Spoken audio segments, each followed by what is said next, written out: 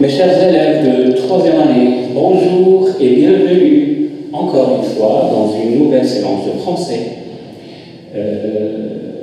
Mais avant d'aborder la leçon, je vous dis ceci.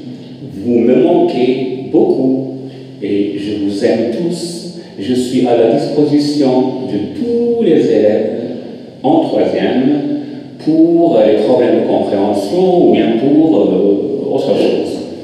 Alors, aujourd'hui, j'ai choisi pour vous une leçon de lexique qui a pour titre synonyme et antonyme.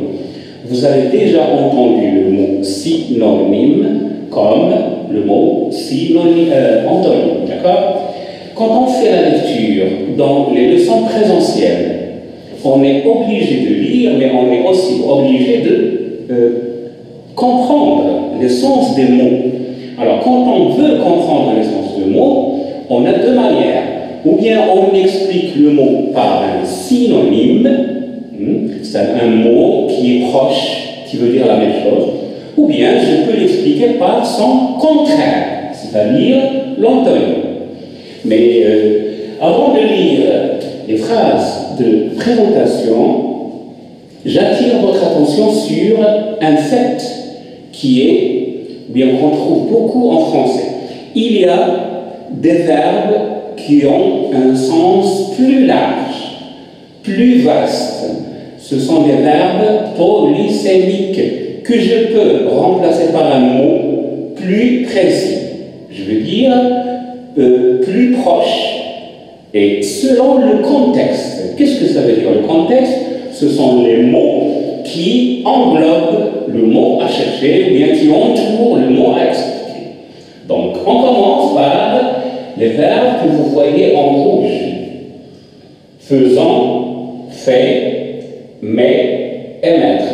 Comme je vous ai dit, ce sont des verbes au sens un peu plus élevé, c'est-à-dire plus large et polysémique. Quand je dis par exemple, je fais une tarte, je fais une tarte, je peux remplacer ici le verbe faire par préparer. Je prépare une tarte. Donc nous allons faire la même chose avec les phrases de la première partie. Nous faisons un exercice. Quand je dis nous faisons un exercice, ce n'est pas le même sens du verbe faire que dans la deuxième phrase. Il fait du sport. Vous voyez que le mot exercice explique un peu le sens du verbe faire, qui a un sens aussi plus précis avec le mot. Ça, c'est un contexte. Du sport. Quand je dis il fait du sport, le mot sport restreint, si vous voulez, la notion ou bien l'explication du verbe faire. Donc, je peux remplacer ici le verbe faire par un verbe plus précis. Effectuer. Je peux dire nous effectuons un exercice. D'accord? Il fait du sport. Je peux remplacer ici le verbe faire par le verbe pratiquer. Il pratique du sport. Il pratique du sport. La même chose avec le verbe mettre. D'accord? C'est un verbe un peu plus évasé, plus large dans le sens. Et que je peux remplacer par un mot plus précis. Quand je dis je mets mon tablier, ça veut dire j'enfile. J'enfile, le verbe enfiler. Je l'enfile mon tablier. Quand je dis dans un texte, j'ai oublié le mot texte, dans un texte, on doit mettre, d'accord? On doit mettre la ponctuation. Le verbe mettre n'a pas le même sens ici.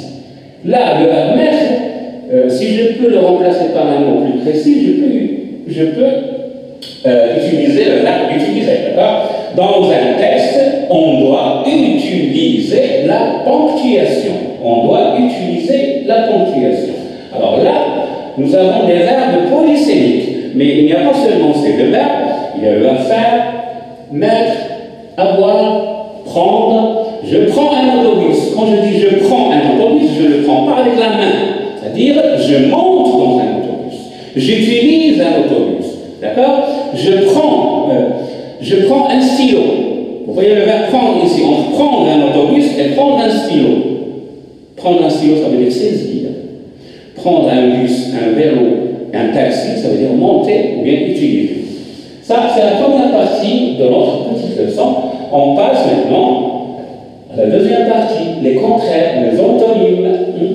Il fait chaud, il fait froid. Qu'est-ce que vous observez? Pour les mots en couleur, chaud et le contraire, tout simplement, du mot froid. Les deux adjectifs sont de sens contraire, ou bien ils sont des antonymes. Le fil est branché, le fil est débranché. Alors là, j'attire encore votre attention sur un autre phénomène, un autre aspect de la langue française. Quand je cherche un contraire, j'ai trois manières. Je peux utiliser la négation grammaticale, ne pas, ne plus, ne rien, etc. Je peux utiliser un autre mot qui est différent du mot, du premier mot. Chaud est différent de froid. Je peux utiliser un préfixe, et ça, c'est la négation lexicale. Donc, il y a une différence entre la négation grammaticale avec ne pas, ne plus, etc., et la négation lexicale avec les préfixes. Et on a déjà vu beaucoup de préfixes. Alors là, pour illustrer bien ce petit changement, j'ai choisi de faire avec vous l'exercice 2, la page 198. Si vous avez bien ouvert votre livre à la page 198, vous allez trouver cet exercice.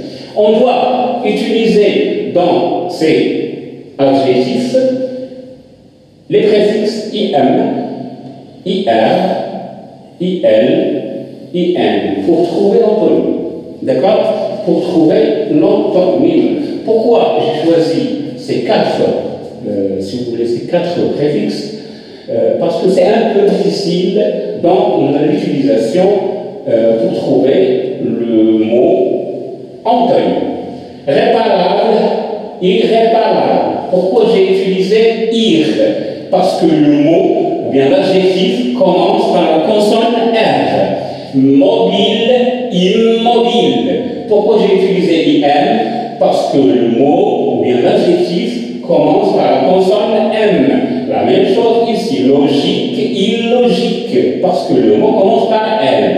S'il y a une autre voyelle, plutôt bien une autre consonne, je peux utiliser I1. Correct, incorrect. Imaginable, inimaginable. Pour faire, bien pour clore, pour fermer, pour terminer, pour finir cette séance, je vous demande de faire les exercices 3 et 4 qui sont très très simples, la page 198, et bien sûr d'écrire la règle. Au revoir mes petits et à bientôt.